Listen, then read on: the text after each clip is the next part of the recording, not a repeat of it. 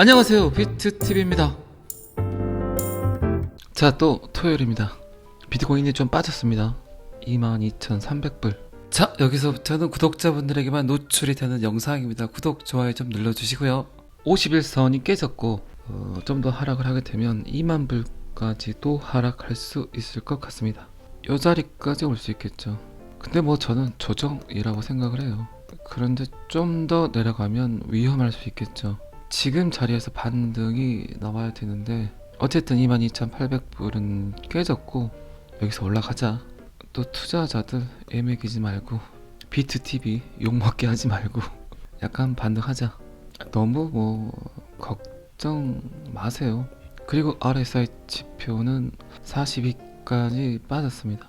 요즘엔 특히 그 메일이 많이 들어오더라고요. 뭐 광고를 부탁하는 메일도 많이 들어오지만 구독자분들 메일이 많이 들어옵니다. 뵙고 싶다는 메일이겠죠. 근데 뭐 영상 들으시면 돼요.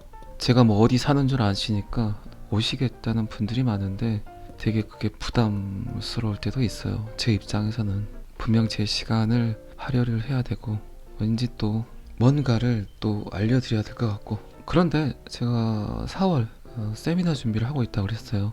이제 뭐 직접 여러분들이 저의 인사이트, 저의 생각들, 제가 바라보는 암호화폐 그거를 현장에서 직접 들으실 수 있는 날이 올 겁니다. 그때 뵈시면 될 것 같아요. 어쨌든 오프라인 세미나는 계속해서 생각을 해온 상태고, 여러분들이 비트코인의 가치, 이더리움의 가치, 그리고 XRP까지 블록체인 기술, 블록체인이 변화시키는 뭐 시대, 사회, 세상 뭐 이런 거에 대해서 조금이나마 저는 이해를 하셨으면 좋겠다는 생각의 취지로 오프라인 세미나를 생각 중이고, 지금 뭐 거의 장소까지는 섭외가 됐습니다. 날짜를 아직 잡지 않았기 때문에 그때 뵈시면 될 것 같습니다. 그러니까 너무 멀리까지 오실 생각하지 마시고 제가 공지를 하면 그때 뭐 세미나 참석하시면 좋을 것 같습니다. 물론 티켓 비용이 발생을 하겠지만 멀리까지 오시는 거에 비해서는 훨씬 더 저렴하겠죠. 저 혼자 진행을 할지 타 유튜버를 한 명 섭외를 할 건지는 아직 정해지지 않았고, 하루 전체를 대관할 생각이기 때문에 충분히 여러분들이 궁금해하는 것들에 대한 질문을 할 수 있는 시간들도 주어질 거라고 생각을 합니다. 자, 어쨌든 비트코인은 조정 중이다. 여기서 더 빠지면 2만 불까지는 갈 수 있다고 이야기를 했습니다. 자, 비트코인 차트는 여기까지만 보시고요. 미국 국회의원 비트코인이 돈이 되는 것을 막기 위한 법안을 제안을 했다. 착각들을 하는 것 같아요. 제가 뭐 자꾸 이야기 드리지만 비트코인은 누가 제한을 한다, 규제를 한다, 억압을 한다, 폐쇄시킨다, 그래서 사라지는 게 아닙니다. 그 누구도 그 시스템을 정지시킬 권한이 없습니다. 비트코인이 사라진다, 그거는 인터넷이 사라지는 것과 똑같습니다. 그 누구도 비트코인의 작동을 멈추게 할 수가 없다. 그런데 꼭 이런 기사들이 뜹니다. 저는 한편으로 그런 생각을 해요. 어떤 생각을 하냐, 비트코인을 특정 국가나 특정 기관에서 규제를 한다, 사라지게 한다, 없앤다, 그러면은 가격이 떨어질까요? 역설적으로 규제를 하기 때문에 상승할 수도 있어요. 어쨌든 비트코인은 탈중앙화 개념의 암호화폐입니다. 그 누구의 간섭을 싫어해요. 그리고 간섭 받는다는 그 자체가 의미가 없고요.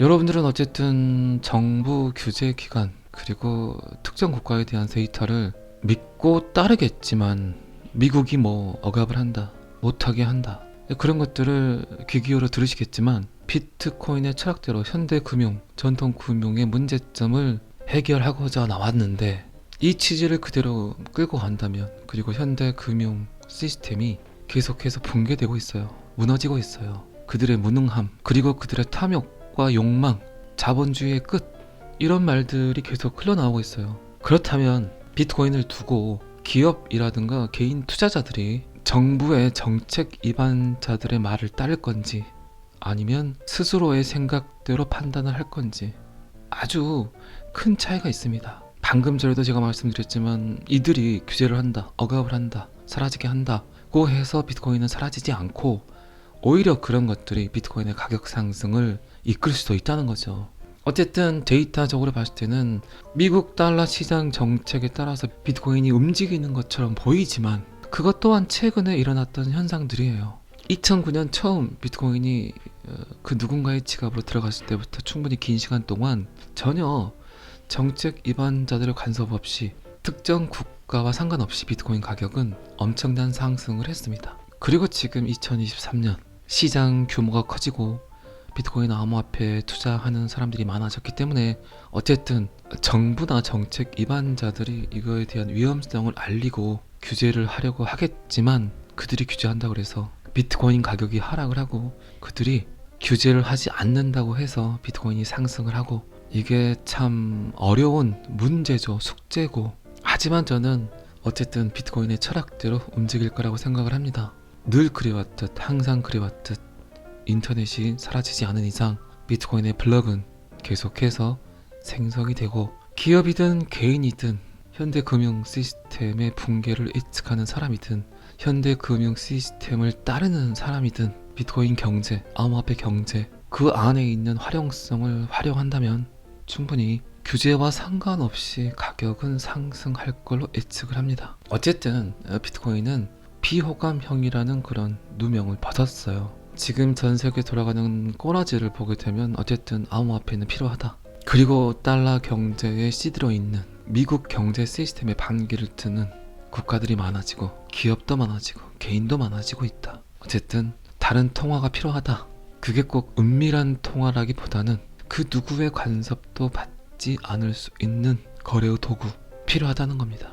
어쨌든 이 글을 쓴 분은 미국 국회의원이 비트코인이 돈이 되는 것을 막기 위한 법안을 제안했다고 하지만 이 의원 또한 비트코인이 어떤 가치를 가지고 움직이는지 이해를 못하는 건지 이해하지 못하는 척 하는지 그건 뭐 알 수가 없겠죠. 어쨌든 제 개인적인 생각은 비트코인을 규제하는 법안이 더 클까요? 비트코인을 원하는 암호화폐를 원하는 소비자들의 선택이 더 클까요? 그건 뭐 여러분들이 직접 판단하시기 바랍니다. 하지만 비트코인 암호화폐는 결국 현대 금융 시스템의 반기를 트는 그런 시스템에서 저항하려는 그런 생각들에 의해서 나온 통화의 도구죠. 거래의 도구, 지불의 수단. 어쨌든 세상은 변해갑니다. 뭐 여러분들이 원하든 원하지 않든 어떤 형태로든 그런 변화되는 시대를 여러분들은 따를 건지 아니면 거부할 건지 그건 어쨌든 여러분들이 선택하시는 겁니다. 자, 이 기사는 여기까지 한번 보시고요. 제가 3일 전쯤에 이 기사를 올렸던 것 같아요. 시간이 하도 빨리 가니까 언제 올린 거를 기억을 잘 못하겠어요. 여러분들도 그러시지 않나요? 디지털이 편하긴 하지만 사람의 기억력을 빼앗아갑니다. 메모하는 습관을 좀 들이시는 것도 좋을 것 같습니다. 어쨌든 비자카드 그리고 마스터카드는 시장 분위기가 더러우니까 암호화폐 계획을 재고한다는 이야기를 했지만 제가 그때 그랬죠. 라스트 페이크라고 이야기를 드렸죠. 마지막 속임수. 소비자들을 현혹시키는, 대중들을 현혹시키는 그들의 발표. 참 그지 같죠. 자본충들, 아직 저점 매수를 하지 못한 그들. 그러니까 뭐 이런 이야기를 하라고 했겠죠. 그리고 이제 이 기사가 그제 뜬 거예요. 그제 제가 요거 이야기를 하면서 한 달 안에 이들의 생각이 바뀔 것이다. 지금 꽤 많은 금액들을 투자를 했다. 재고는 하지 않을 거라. 계속 추진을 할 거다. 라고 이야기를 드렸는데 하루 만에 요 기사가 떴습니다. 데일리 하드 기사인데 비자 경영진은 최근 보고서에서 크립토에서 물러나지 않는다고 말을 또 합니다. 말바꿈. 자본충들. 충분히 그들이 갖고 있는 영향력, 권력들을 가지고 시장을 교란합니다. 헷갈리게 합니다. 어쨌든 한 달 예상을 했는데 하루 만에 제 영상을 봤는지 아니면 시장에 크나큰 충격이 오지 않아서인지 말 바꾸기를 했습니다. 참 싸가지 없는 시기들이죠. 토요일이니까 조금 이해해 주시기 바랍니다. 어쨌든 저희 생각이 맞았죠. 그러니까 너무 인스턴트적인 기사에 현혹되지 말라고 이야기를 드린 겁니다. 헷갈려 하지 마세요. 그냥 밀고 나가세요. 여러분들은 지금 충분히 꽤 괜찮은 투자를 하고 계신 겁니다. 너무 마이너스 크다고 고민하지 마세요. 여러분들이 갖고 계신 평단 금방 옵니다. 평단을 낮추겠다고 너무 무리한 돈 갖고 오지 마세요. 여러분들이 그런 행위를 하면 오히려 암호화폐 가격은 상승하지 않습니다. 그들은 충분히 온체인 데이터를 통해서 돈의 흐름을 파악하고 있습니다. 어떤 돈들이 들어오고 있는지. 제 말이 틀릴 것 같죠? 여러분들이 어디서 돈을 융통을 해서 암호화폐 거래소로 유입이 되는지 다 체킹 당하고 있습니다. 자, 이 기사도 여기까지만 보시고요. 오랜만에 빵형이 입을 털었습니다. 블룸버그 통신의 3월 2일 인터뷰에서 브래드 갈링 하우스는 2023년 올해 리플과 SEC 소송의 마무리가 될 것 같다. 소송이 지난 지 거의 2년 반이 지났다. 우리는 가능한 한 빨리 진행하려고 노력했다. 소송은 연방법원 앞에서 완전히 브리핑이 됐고 2023년 결정을 기대한다. 그리고 SEC와 XRP 소송은 전체 암호화폐 산업에 광범위한 영향을 미칠 수 있다. 그렇기 때문에 충분히 사려 깊고 올바르게 처리가 돼야 될 것이다 라고 이야기를 했습니다. 어쨌든 저도 영상에서 끊임없이 이야기 드렸지만 SEC와 리플의 소송은 둘만의 전쟁이 아니다. 암호화폐 시장 전체와의 싸움이다. 예전에는 리플을 씹는 그런 댓글들이 많았는데 그런 댓글들은 사라진 것 같아요. 그분들 다 어디 갔나요? 도대체 리플은 사기다, 퍼드다 그런 말들 했던 분들 굉장히 많았는데 지금 여러분들 쭉 지켜보신 바로는 어쨌든 지금은 비트코인, 이더리움보다 XRP가 더 크게 부각이 되고 더 큰 영향력을 보이고 있죠. 1년 전까지만 해도 그런 댓글들이 많았는데 그분들 다 사라졌네요. 그리고 리플이 얼마가 되면 시총이 얼마가 되는데 그게 말이 되냐 라고 쓰는 분들도 많았는데 그분들 또한 다 어디로 간 것 같습니다. 시총이 고정이 돼 있나요? 시총은 계속 변하는 겁니다. 살아 숨쉬는 겁니다. 그만큼 이제는 암호화폐를 바라보는 투자자들의 생각이 바뀌었고 그리고 이제 지식이 높아졌다는 거죠. 기본 지식들을 이제 베이직으로 깔고 암호화폐를 바라보고 차트를 보는 분들이 많아졌다는 겁니다. 어쨌든 사람들은 SEC가 리플에 대한 소송을 제기한 것이 실제로 리플이나 XRP에 관한 사건이 아니라는 것을 깨닫게 되었고 실제로는 SEC가 전체 산업을 공격하고 공격하는 방법에 관한 것이다. 그런 것들이 이제 널리 이해가 되고 있다. 아직도 리플을 욕하는 분들이 있다면 그건 이제 암호화폐에 투자하지 않으신 분들이겠죠. 내가 이더리움을 갖고 있다, 네오를 갖고 있다, 에이다를 갖고 있다. 그런데도 리플을 씹는다면 그런 분들은 굉장히 아둔한 거죠.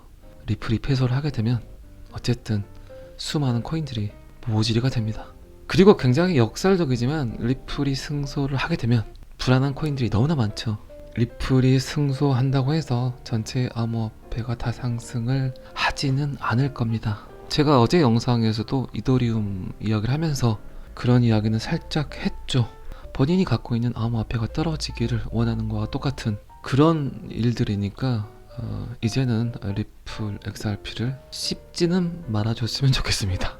어쨌든 갈링하우스는 이것은 전체 산업에 굉장히 중추적인 역할을 할 것이다.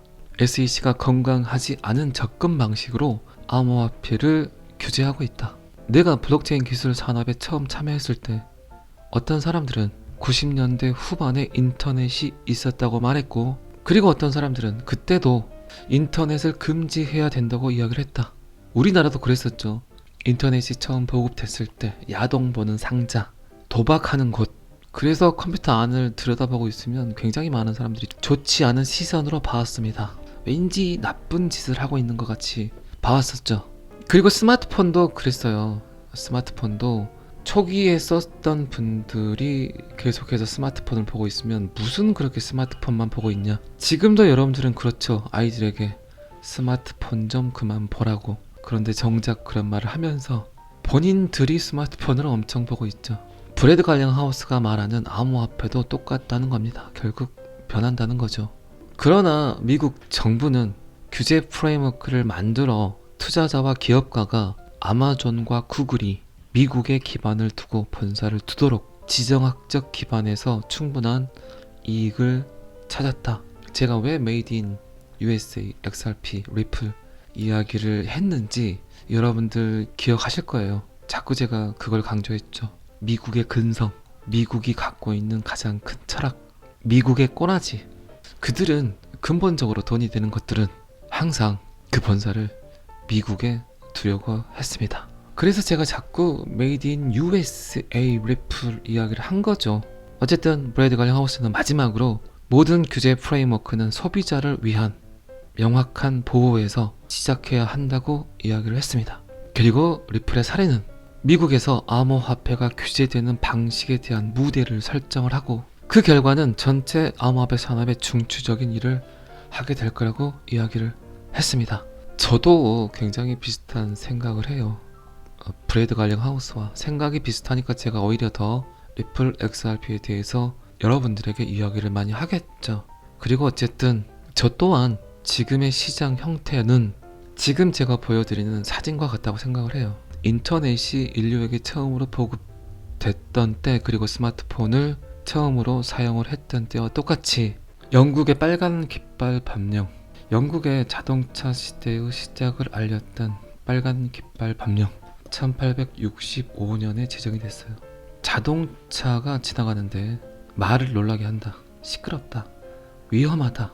그래서 자동차가 지나갈 때 50m 앞에서 빨간 깃발을 들고 자동차가 지나감을 알렸어요. 사람이 지나가고 말이 지나가니까 도로에서는 6km 속도 제한, 그리고 도시에서는 3km로 가라는 속도 제한을 했어요. 근데 결국 이 자동차는 어떻게 됐습니까? 지금 뭐 자동차 없는 삶을 생각할 수 있습니까? 3보 이상 승차, 그런 말 있죠. 어쨌든 이 자동차도 처음 나왔을 땐 사람들에게 그냥 위험한 존재였습니다. 말을 놀라게 한다는 이유로, 평온을 방지한다는 이유로 엄청난 규제에 시달렸습니다. 제가 지금 비트코인 암호화폐를 보면 항상 저는 이 영국에서 시행을 했던 빨간 깃발 법령이 생각이 난다는 거죠. 어쨌든 저의 이런 생각들에 대한 판단은 제 영상을 듣는 여러분들이 하시겠지만 저의 생각은 이렇다는 겁니다. 지금 전 세계는 영국에서 자동차를 보고 빨간 깃발 법령을 채택했듯이 암호화폐를 두고 또 한 번의 아둔한 빨간 깃발 법령을 만들려고 하고 있어요.